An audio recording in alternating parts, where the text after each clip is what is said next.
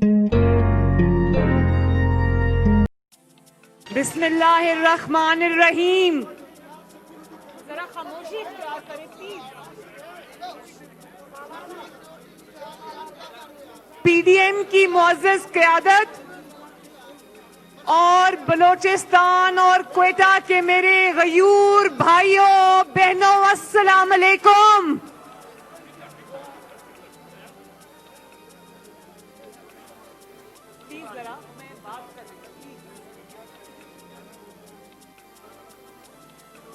کوئٹہ کے میرے جمہوریت کے سپاہیوں، پیارے بھائیوں بہنوں بزرگوں، آپ سب کا بہت بہت شکریہ کہ آپ نے بہت محبت اور شفقت سے میرا استقبال کیا. میں تہہ دل سے آپ کی مشکور ہوں.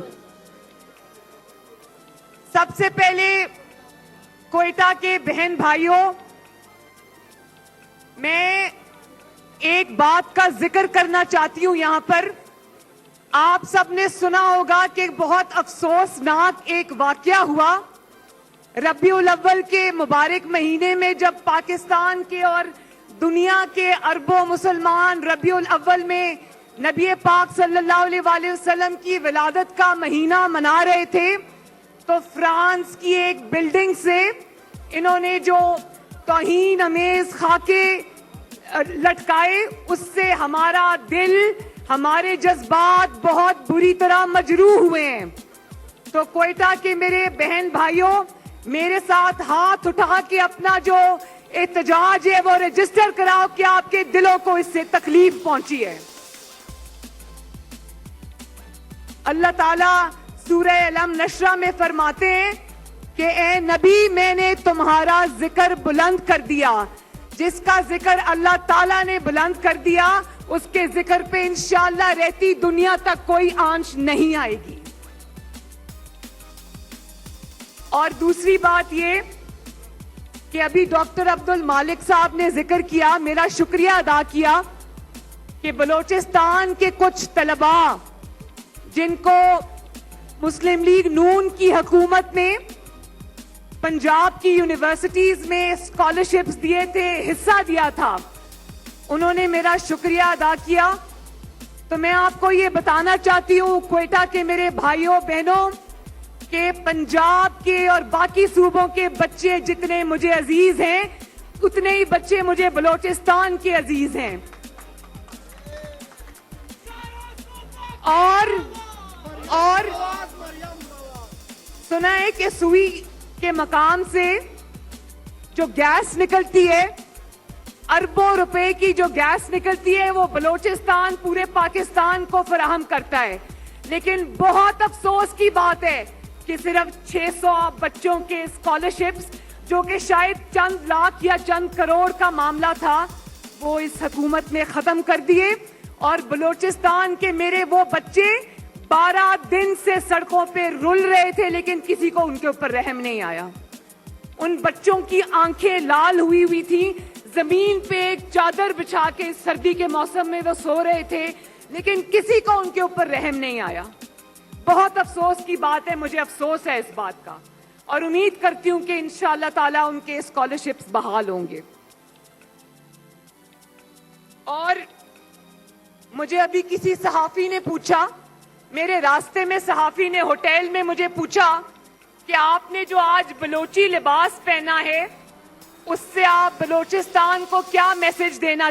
جگر ہمارے ہر حال میں لانا چاہتا ہوں، دنیا کو دکھانا چاہتا ہوں، ایک نعرہ لگانا چاہتا ہوں، ایک نعرہ لگانا چاہتا ہوں، قاضی کو سنانا چاہتا ہوں، ووٹ کو عزت دو، ووٹ کو عزت دو، ووٹ کو عزت دو، ووٹ کو.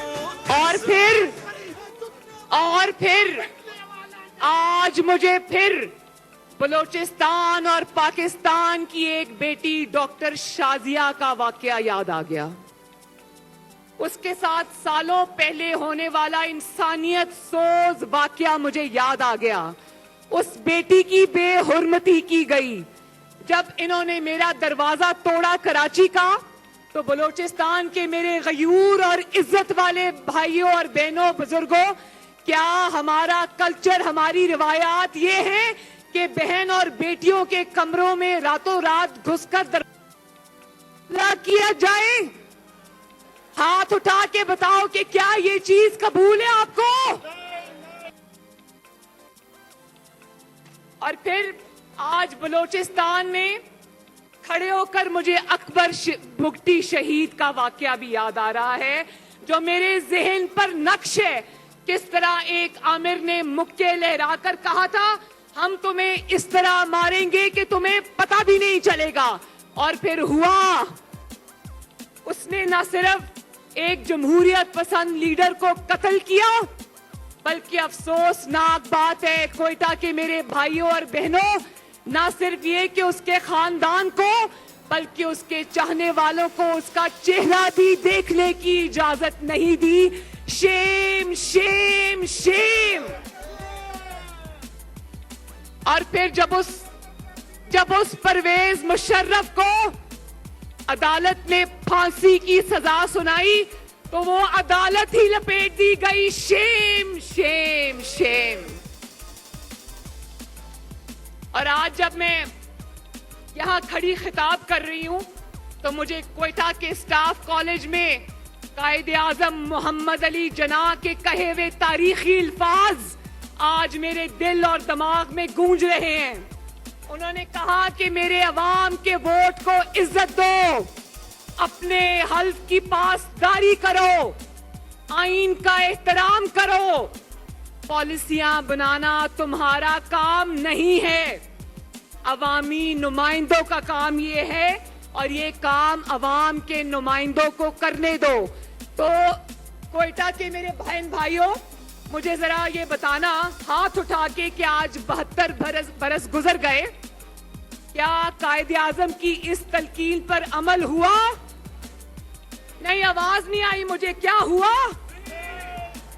کیا حلف کو یاد رکھا گیا؟ کیا سیاست میں مداخلت بند ہوئی؟ کیا آئین کا احترام کیا گیا؟ کیا عوامی نمائندوں کو پالیسیاں بنانے دی گئیں؟ کیا عوام کو اور عوامی نمائندوں کا حکم مانا گیا؟ قائد اعظم کی روح بھی دیکھ رہی ہے کہ ان کی تلقین کو آج مٹی میں ملا دیا گیا. آج نواز شریف, آج مریم نواز شریف, آج محترم مولانا فضل الرحمان اور اسٹیج پر بیٹھا ہوا ہر شخص, ہر قائد وہی جھنڈا اٹھا کے نکلا ہے.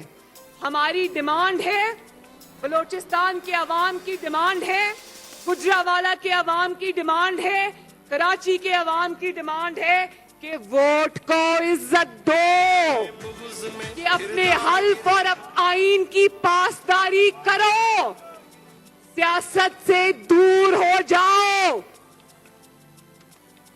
اور عوام کے منتخب نمائندوں کو حکومت کرنے دو. اسٹیٹ کے اوپر اسٹیٹ یعنی کہ اسٹیٹ ابو اسٹیٹ مت بناؤ, ریاست سے اوپر ریاست مت بناؤ, جعلی حکومتیں مت بناؤ, عوام کے مینڈیٹ پہ ڈاکے مت ڈالو, حکومت سے اوپر کی حکومتیں مت بناؤ.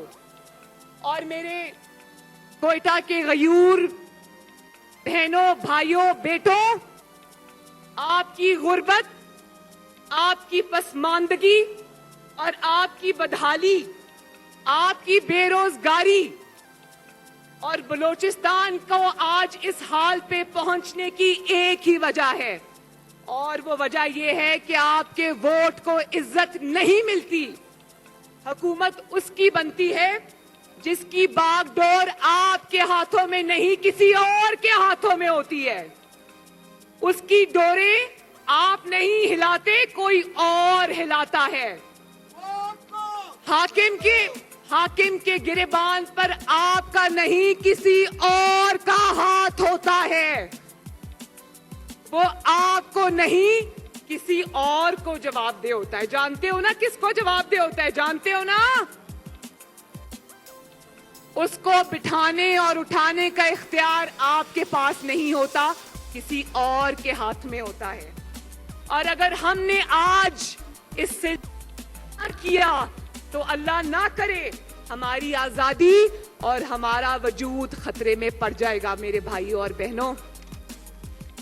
اور آپ کو میں بلوچستان کے عوام کو, کوئٹہ کے عوام کو بالخصوص مبارکباد پیش کرنا چاہتی ہوں کہ مجھے آج ایک بلوچستان کی عظیم فرزند کی بھی یاد آ رہی ہے جو آزادی کی جد و جہد میں بلوچستان کے کئی سپاہیوں میں شامل تھا, جو قائد اعظم کے سب سے بااعتماد ساتھیوں میں شامل تھا, جس کا نام تھا قاضی محمد عیسیٰ, اور جس کا ایک قابل فخر فرزند آج سپریم کورٹ کا جج ہے. 17 ججوں میں بلوچستان سے تعلق رکھنے والا وہ واحد جج ہے. آپ کو مبارک ہو کہ آپ سب نے اس کے لیے آواز اٹھائی, اور جو سپریم کورٹ کا فیصلہ آیا ہے اس نے یہ کہا ہے کہ اس کے خلاف ریفرنس جو تھا وہ بدنیتی پر مشتمل تھا. تو آج جس نے بدنیتی کی, جس نے شفاف کردار کے حامل ججز حضرات کے اوپر دھبا لگانے کی کوشش کی, ان کو نوکریوں سے فارغ کرنے کی کوشش کی, تو آج ہم سب مل کر عمران خان سلیکٹڈ اور اس کے سلیکٹرز کو یہ کہتے ہیں کہ اس تاریخی ناکامی کے اوپر تم سب لوگوں کو استعفا دینا چاہیے.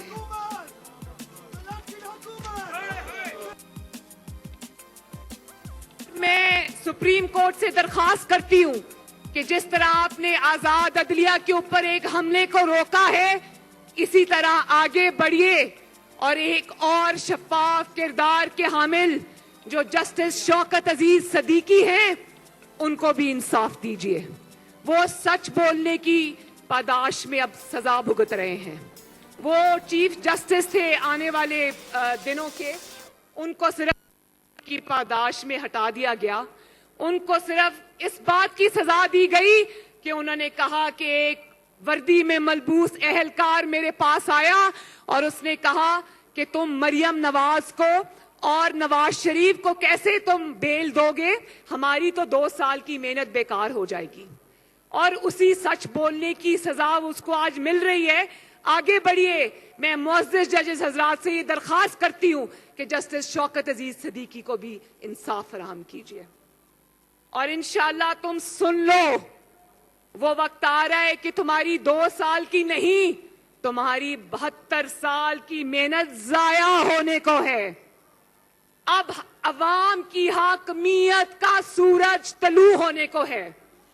ووٹ عزت پانے کو ہے, اور ووٹ کو پاؤں تلے روندنے کا سلسلہ بند ہونے کو ہے.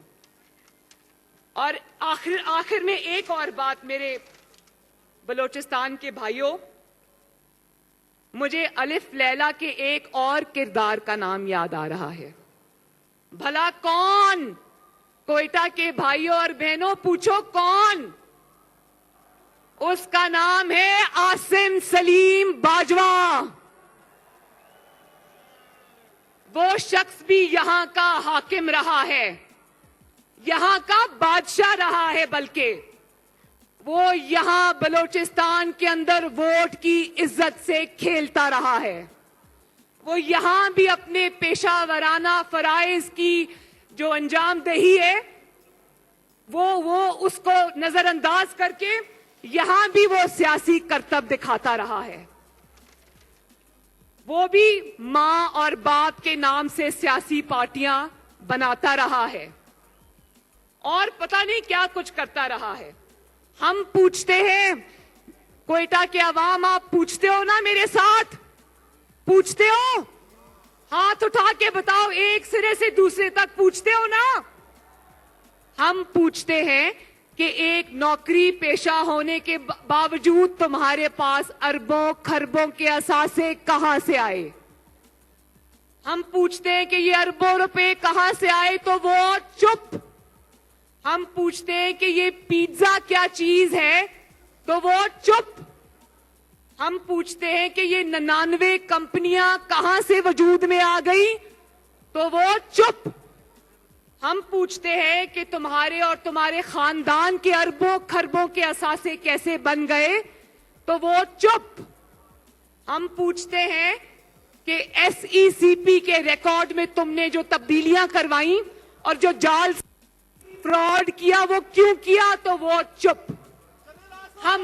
ہم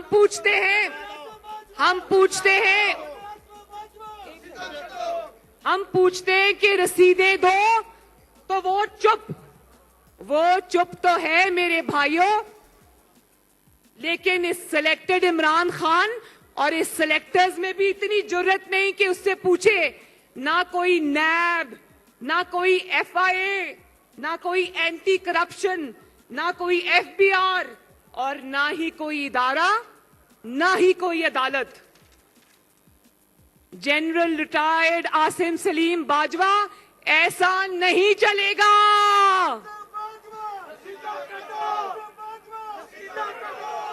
حساب تو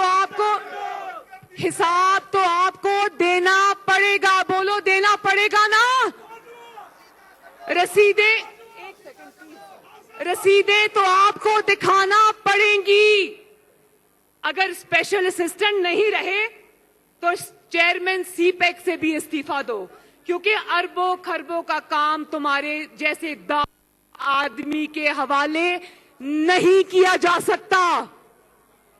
اور میرے بھائیوں, انشاءاللہ پاکستان کی تقدیر بدلنے کا وقت آ گیا ہے. یہ تقدیر آپ بدلیں گے. پاکستان کی تقدیر, بلوچستان کی تقدیر بدلنے کا وقت آ گیا. یہ تقدیر آپ بدلیں گے. اور یہاں اب بغاوت اور غداری کے سرٹیفکیٹس نہیں بٹیں گے. ماؤں کے سپوت, بہنوں کے بھائی اور بیویوں کے شوہر لاپتہ نہیں ہوں گے. طیاروں اور گن شپ ہیلی کاپٹرز کے ساتھ آپریشن نہیں ہوں گے. آپ کے وسائل کا استحصال نہیں ہوگا انشاءاللہ. کسی کو ووٹ کی عزت سے کھیلنے کا حوصلہ نہیں ہوگا. وہی پاکستان ہوگا جس کے لیے آپ کے بزرگوں نے جد و جہد کی, جس کے لیے آپ اور آپ کے قائدین یہ جد و جہد کر رہے ہیں. کٹ پتلیوں کا کھیل اب انشاءاللہ ختم ہونے کو ہے. تو میرے ساتھ مل کے ذرا نعرہ لگاؤ. عالمگیر کہاں ہے؟ ذرا ووٹ کو عزت دو کا میرے ساتھ ایک دفعہ نعرہ لگا دو. سب مل کے اور زور سے, اور زور سے.